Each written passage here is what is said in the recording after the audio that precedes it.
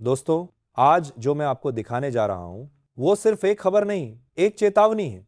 दिल्ली में धमाका हुआ और कुछ घंटे बाद पाकिस्तान में भी ब्लास्ट। लेकिन सवाल यह है, क्या यह बदले की शुरुआत है या फिर पाकिस्तान का नया झूठा खेल, ताकि दुनिया की नजरें असली गुनहगार से हट जाएं? मोदी सरकार का बड़ा एक्शन, सेना हाई अलर्ट पर, और सूत्र कह रहे हैं ऑपरेशन सिंदूर 2 की तैयारी शुरू हो चुकी है। आने वाले कुछ मिनटों में मैं आपको वो सबूत दिखाऊंगा जो पाकिस्तान की नींव हिला देंगे। क्योंकि अब बात सिर्फ धमाके की नहीं, बात है उस जवाब की जो नया भारत देने वाला है। नमस्कार दोस्तों, बहुत स्वागत है आपका। मैं हूं सुधीर चौधरी। आज बात करेंगे उस धमाके की जिसने पूरे देश को झकझोर कर रख दिया है। दिल्ली में रेड फोर्ट मेट्रो स्टेशन के पास जो कार बम विस्फोट हुआ, वो सिर्फ एक धमाका नहीं, बल्कि हमारे देश की सुरक्षा, हमारी एजेंसियों और हमारी शांति के लिए एक खुली चुनौती है। देखिए दोस्तों, मैं कई सालों से खबरें कवर कर रहा हूं, लेकिन हर बार जब ऐसे हमले होते हैं तो सिर्फ सवाल नहीं उठते, जख्म भी ताज़ा हो जाते हैं।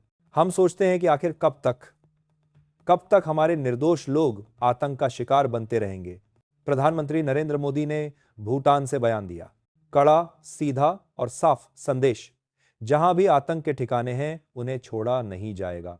और मैं मानता हूं ये वही लहजा है जो दुश्मनों को समझ आता है, क्योंकि इतिहास गवाह है, भारत जब चुप रहता है तो उसे कमजोर समझ लिया जाता है, और जब जवाब देता है तो पूरी दुनिया उसकी ताकत को महसूस करती है।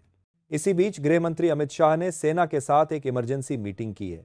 दोस्तों, इसका मतलब साफ है, अब सिर्फ बयान नहीं, मैदान में रणनीति बन रही है। क्योंकि ऑपरेशन सिंदूर 2 की चर्चा फिर शुरू हो गई है, और मुझे लगता है इस बार भारत चुप नहीं बैठेगा। अब जरा पाकिस्तान की तरफ देखिए। वहां इस्लामाबाद और वजीरिस्तान में खुद धमाके हुए हैं और पाकिस्तान ने फौरन भारत पर इल्जाम लगा दिया। सोचिए जरा, जिसने अपने घर में बम फोड़ा वो हमें दोषी ठहरा रहा है। और मैं पूछना चाहता हूं, क्या यह संयोग है या फॉल्स फ्लैग अटैक की चाल? कई एक्सपर्ट्स कह रहे हैं कि पाकिस्तान ये सब इसलिए कर रहा है ताकि भारत के गुस्से का रुख थोड़ा ठंडा हो जाए, लोगों को लगे चलो वहां भी धमाका हुआ, शायद बराबरी हो गई। लेकिन मैं कहता हूं, बराबरी नहीं होती खून के एक कतरे की भी। हमारे दिल्ली के लोगों का खून किसी राजनीति का बैलेंस शीट नहीं है। दोस्तों, सच यही है, पाकिस्तान हमेशा से प्रोपेगेंडा की राजनीति खेलता आया है और हम हमेशा सबूतों के दम पर जवाब देते हैं। लेकिन अब वक्त आ गया है कि सबूत भी दिखें और असर भी नजर आए।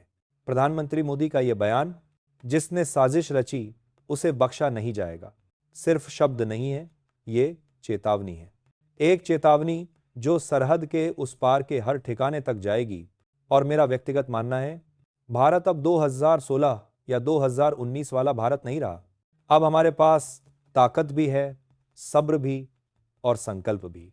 बस फर्क यह है, इस बार कोई ऑपरेशन चुपचाप नहीं होगा, बल्कि खुलेआम सबूतों के साथ और पूरी दुनिया के सामने होगा।